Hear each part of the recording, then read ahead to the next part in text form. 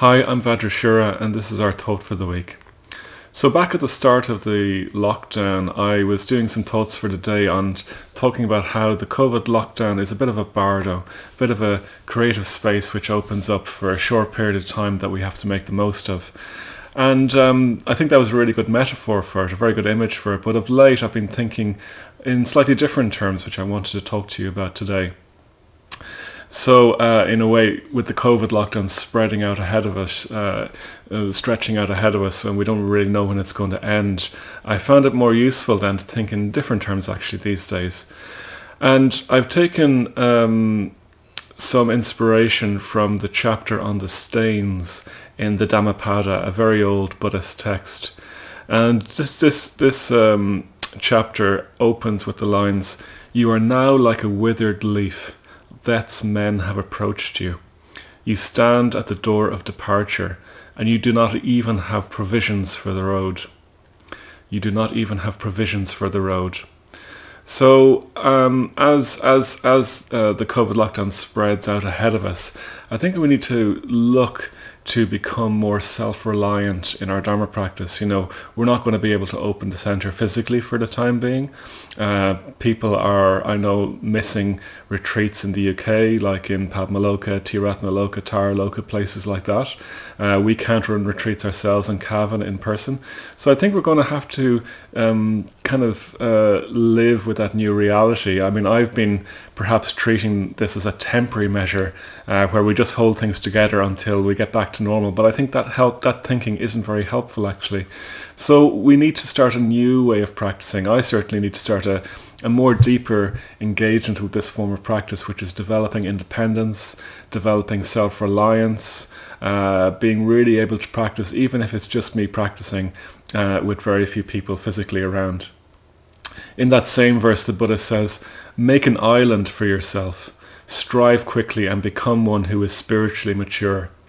And indeed, the story goes that one of the last phrases of the Buddha was, "Be an island unto yourself."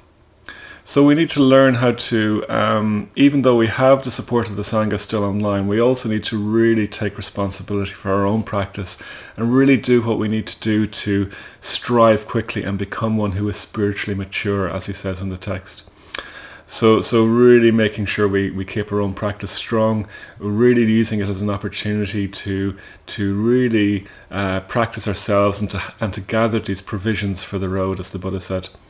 I'd really encourage you to go on solitary retreats if you can, given that we can't go on in-person retreats. Or maybe if it's safe to do so, doing pods of retreats of a few of you together with online retreats and so on. But I think we need to settle in for the long haul in this way of living.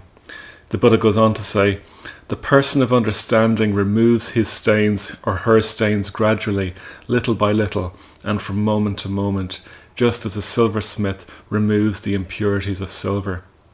So we need to work on our stains. That's the title of the chapter again. Little by little, ongoingly, without perhaps at the moment the huge bump of a big retreat with other people. And of course, really working on our own provisions for the road doesn't mean that we can't remain in connection with the Sangha. We can't feel that support that we have through online meetings and whatever else we're doing. It's in a way one of these lovely tensions, creative tensions in the spiritual life, the need for the support and the connection that we have, but also the need to be independent and gather our own provisions as well. And that's a creative tension rather than a problem that we need to avoid. So we need to gather our own provisions. We need to be strong in our own practice.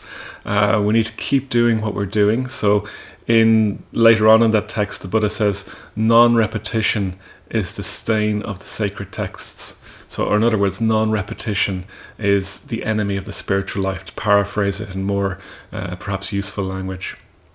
So we need to keep recollecting each other through the metta bhavana and other practices, and we also need to keep in mind the Buddha. I'd really encourage you to keep the Buddha in mind in this time as well, through practices like recollection of the Buddha. So there's so much that we can do individually to keep the Three Jewels centre in front of us, even if we're away from the in-person supports of the Sangha.